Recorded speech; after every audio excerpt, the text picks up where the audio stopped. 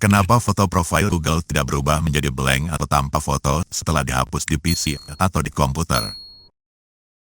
Walaupun halamannya sudah kita reload berkali-kali.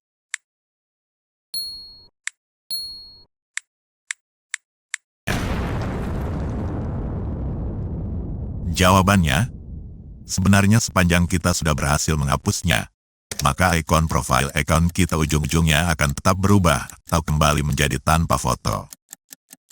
Tapi sistem membutuhkan waktu dulu untuk menerapkannya.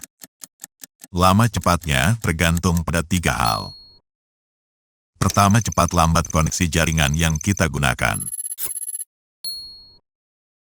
Kedua, jumlah antrian orang di dunia yang juga melakukan hal yang sama terhadap foto profilnya seperti kita.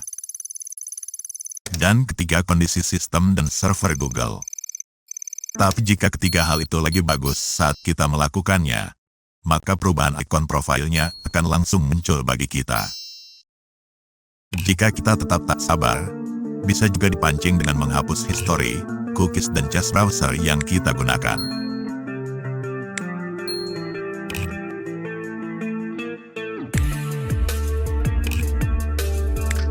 Jika tetap belum berubah, ya terpaksa ditunggu saja sistem menerapkan perubahannya secara otomatis.